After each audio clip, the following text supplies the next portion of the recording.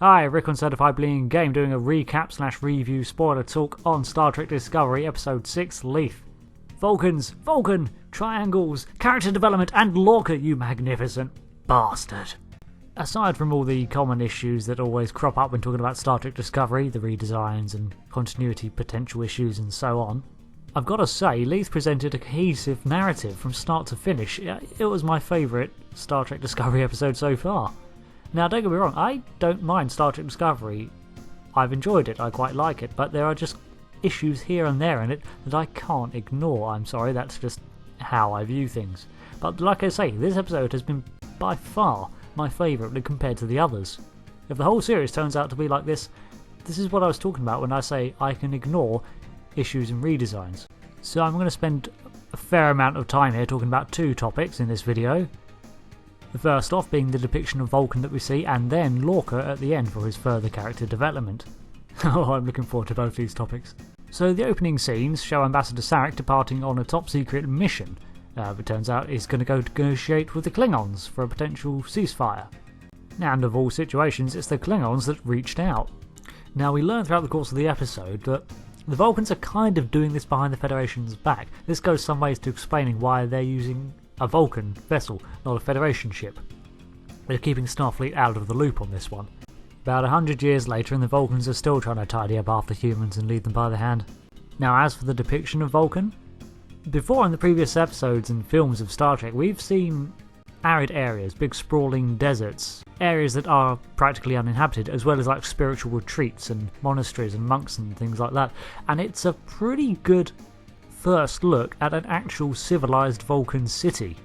This is where things like Star Trek Discovery's budget in terms of CGI really pay off, because we get to see an actual realised 3D fleshed out inhabited world. From the planets in the background to the stone canyons on which the pillars and towers are built upon, this really does feel like Vulcan. I mean, I could easily watch entire episodes of this set on Vulcan, like a procedural crime drama but with Vulcans. Oh my god, I need to trademark that. What do you mean I can't? The ship that they use too bears the design elements from earlier Enterprise episodes, in its coloration, the fact that it's sort of this deep red, as well as, most notably, the nacelles being that U-shaped wraparound, that circle that we've seen on other Enterprise designs, other Vulcan ships. And inside as well, the triangle motif that's so often repeating in Vulcan culture is being used as lighting and the general structure of the inside of the ship, and I just like the fact that they don't have chairs. All the consoles have standing room. Such a Spartan environment sort of points at the discipline that Vulcans maintain all the time. So anyway, they depart on their mission, and we go over to the Discovery to see Burnham and Tilly running laps around the ship, with Burnham giving out advice, because after all, Tilly wants to eventually make captain. It's of course incredibly hard to miss the name drop of the USS Enterprise, but it was just that, a quick drop and then they moved on. It does add some clarification and confirmation that the Enterprise is indeed in service during this time, which is good to know. And I believe it would have been Pike in charge at this time, having taken over command of the Enterprise from Robert April. The next training montage though is in a holo chamber or a holodeck or something like that. I guess if we have to accept that holograms were present during this time, at least this one looks more rough, and at least it's on a cutting edge science vessel and not run-of-the-mill entertainment for every single officer. Upon exiting, we find out that Ash Tyler is a damn good shot, better in fact than Lorca, who mentions that he wants to appoint him as the security chief, after of course background checking him. Now, I like Ash Tyler, and I like the fact that Lorca seems to see a reflection of himself in the young man. But I just can't bring myself to fully trust him, because I'm sure the rumours have been all over the internet, and if you don't want any sort of spoilers, skip ahead about 15 seconds, but if Ash Tyler really is Vok, then I can't do it. I can't bring myself to trust him. There's always going to be this lingering doubt in the back of my head, and I can't fully engage with his character. Okay, and we're back. But props to the person who added the sort of copper piping to the phaser rifles there. They're very reminiscent and a nice nod to the Cage era ones. And I've got to admit, they do look a lot better. We then learn that Ambassador Sarek's top secret mission isn't really that top secret. It's actually been discovered by logic extremists. He detonates himself, effectively stranding Sarek unconscious in space. seemingly all alone, and without chance of rescue. The logical extremist belief is basically that Vulcans should stick to Vulcan affairs, pull out of the Federation, stay away from humans. Because after all, we're too unpredictable and unfamiliar, a sentiment that was, let's face it, even present in Voyager's and DS9's time, although albeit that was the minority case back then. It's similar to the Klingon belief that the humans should stay out of Klingon space and stop expanding. It's a strange parallel to see, but it's kind of believable. I mean, the Vulcans have always been a divided people, and their whole thing is the fact that they are very deeply emotional. They just suppress it all, to the point where for a human it would be considered unhealthy. Speaking of, Burnham's awkward socialising gets kind of interrupted because the attack on Sarek reflects badly on her. She has visions of him in pain because of their psychically linked mind meld that was conducted when she was a child. And during this hallucination we get to see more of Vulcan! Yes!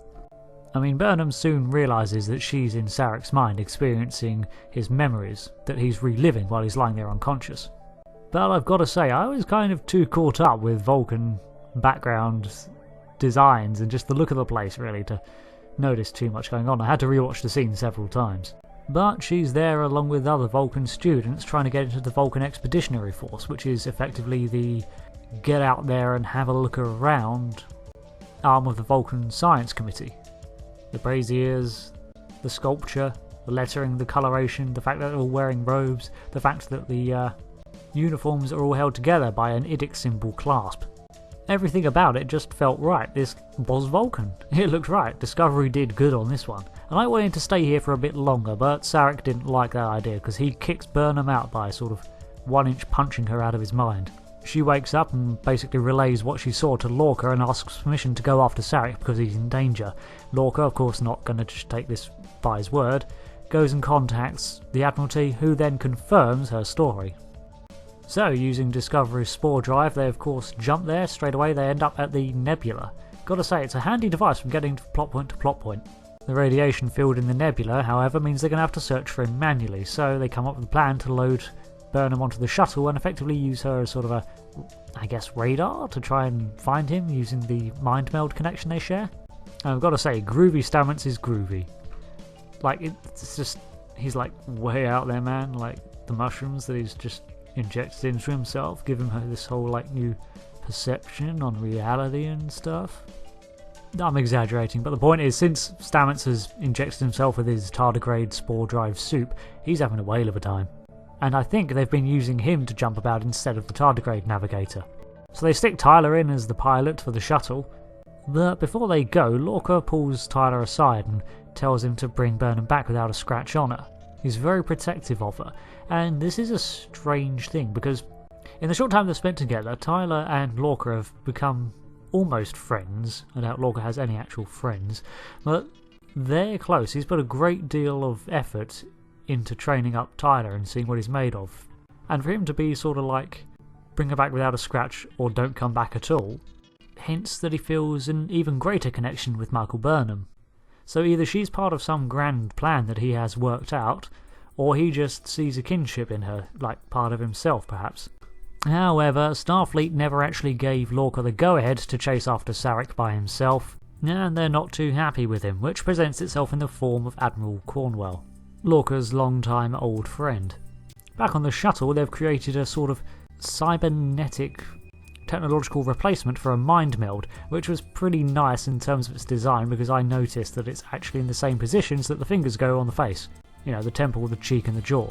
So back to Vulcan we go, back to the mind meld we go. And in the background a Vulcan loot. Nice. This time when she approaches Sarek, they get into a proper fight. She seems prepared to defend herself, and they engage in some Vulcan martial arts, which I noticed consists of a lot of grapples and attempted restraining moves. Something I can picture the Vulcans using, you know, a sort of martial arts designed to restrain and pacify rather than overwhelm and neutralise. Now it flickers back and forth between a couple of scenes here, but these are basically the two main points that I wanted to get onto. Lorca and Vulcan. So as we're on a roll with it, let's carry on with Vulcan. Now the reason Sarek's dreaming of this moment in his dying thoughts, as it were, is because of the great deal of repressed shame that he feels at a decision made on this day. Because Burnham never made it into the Expeditionary Force. She was rejected, but it turns out that effectively she did get in. To take a line from my Vulcan Cultural Index, plug, Vulcans are resistant to change on any large scale. And the fact that both Sarek's half Vulcan half human son and his adopted human ward both passed with flying colours, or were due to pass with flying colours into the Vulcan Science Committee, was seen to present a potential change that the Vulcans might not be ready for, the symbolic inclusion of humans at every level of their culture. The reason for such resistance is because to Vulcans, humans represent a sort of unstable, emotional species, something they themselves distrust because they can't trust their own emotions. They're far too volatile to be let to the surface, effectively explaining their intense discipline and rigid system, something they've adhered to for countless millennia. As a side note, the explosions that we saw Burnham being caught in her flashbacks were actually caused by these logic-following extremists. Another element of these sort of scenes that I quite liked and sort of picked up on was the difference that we see between true Vulcan culture and this sort of pseudo place that Michael Burnham inhabits. I continue to think that her gradual acclimation to being human again is going to be the central theme of her character development.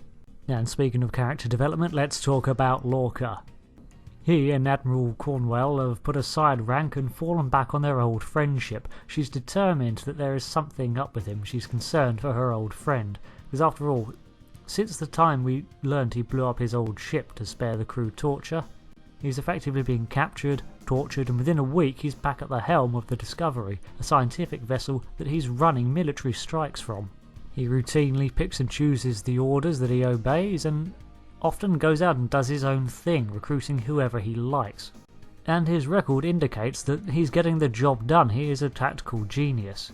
But she is his friend, and she sees that he's changed. They end up in bed together, and she looks at the scars on his back, which makes him wake up in a start, grab the phaser that's under his pillow, and instinctively pins her to the bed, pointing the phaser at her. She freaks out, naturally as you would. He just says it's because he's not used to sharing his bed, but that's pretty much done it. She is a psychiatrist after all, and she's been sort of ignoring the signs because they've been friends and she's been putting it off, but yeah, he clearly has some sort of PTSD or something like it. And there's such a good line in it about how she hates that she can't tell whether he's being sincere or not when he comes forward and says, yeah, okay, I'm a mess, I've made mistakes, I probably do need help. But he only does that after she threatens to take away his ship, his command. This shows that same manipulative, that dangerous streak that Saru seems aware of and other people have warned Burnham against before. It's interesting to see how far he'll go to retain his power. Although she does accuse him of being pathological, which confused me a bit because, as far as I know, you actually need something to describe what you're being pathological about. In this case, I guess he's being a pathological liar or a manipulator? Either way, when it becomes clear that Sarek can't complete the attempted peace talks between the Klingons and the Federation, he very quickly points out that Admiral Cornwell could take his place as a ranking member of the Federation, and of course she's going to agree, as he points out she'd do anything in the pursuit of peace. This is pretty good writing, to be honest, because it's delivered in such a way that you start to question, is he hoping something's going to happen to her? It's potentially a dangerous trap. This is why it was secret in the first place. And what with the scenes we've just had where she threatens to take away the Discovery, stripping of everything that he has left, you gotta wonder what's going through his head.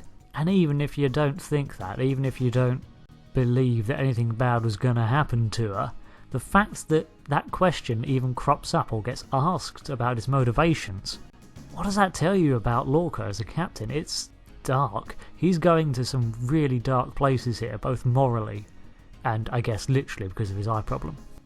This dark and somber tone, though, was of course counteracted by the presence of characters like Tyler and Tilly, who are sort of the characters there to act as a light for Burnham, who herself is quite, I guess, an emotionless person.